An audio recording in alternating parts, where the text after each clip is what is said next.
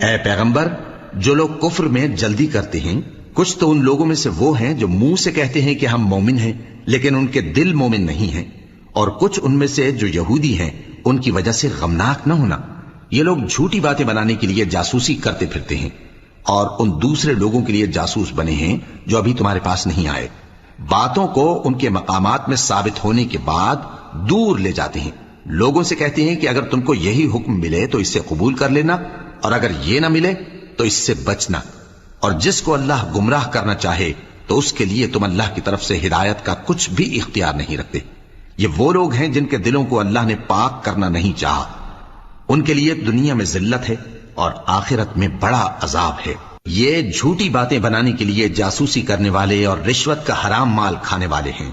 اگر یہ تمہارے پاس کوئی مقدمہ فیصل کرانے کو آئیں تو تم ان میں فیصلہ کر دینا یا روگردانی کر لینا، اور اگر ان سے روگردانی کرو گے تو وہ تمہارا کچھ بھی نہیں بگاڑ سکیں گے، اور اگر فیصلہ کرنا چاہو تو انصاف کا فیصلہ کرنا کہ اللہ انصاف کرنے والوں کو دوست رکھتا ہے۔ اور یہ تم سے اپنے مقدمات کیوں کر فیصل کرائیں گے جبکہ خود ان کے پاس تورات موجود ہے جس میں اللہ کا حکم لکھا ہوا ہے، یہ اسے جانتے ہیں پھر اس کے بعد اس سے پھر جاتے ہیں، اور یہ لوگ ایمان ہی نہیں رکھتے۔ بے شک ہم نے تورات نازل فرمائی جس میں ہدایت اور روشنی ہے، اسی کے مطابق انبیاء جو اللہ کے فرمانبردار تھے یہودیوں کو حکم دیتے رہے ہیں، اور مشائخ اور علماء بھی، کیونکہ وہ اللہ کی کتاب کے نگہبان مقرر کیے گئے تھے اور اس پر گواہ تھے، یعنی حکم الہی کا یقین رکھتے تھے۔ سو تم لوگوں سے مت ڈرنا اور مجھی سے ڈرتے رہنا، اور میری آیتوں کے بدلے تھوڑی سی قیمت نہ لینا،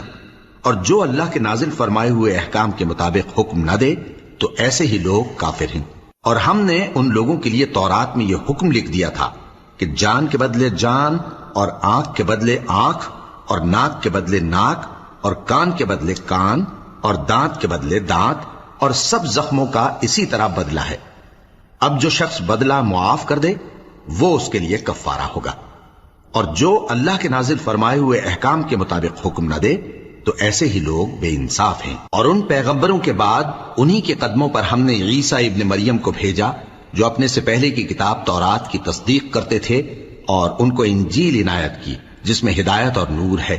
اور تورات کی جو اس سے پہلی کتاب ہے تصدیق کرتی ہے، اور پرہیزگاروں کو راہ بتاتی اور نصیحت کرتی ہے۔ اور اہل انجیل کو چاہیے کہ جو احکام اللہ نے اس میں نازل فرمائے ہیں اس کے مطابق حکم دیا کریں، اور جو اللہ کے نازل کیے ہوئے احکام کے مطابق حکم نہ دے گا تو ایسے لوگ نافرمان ہیں۔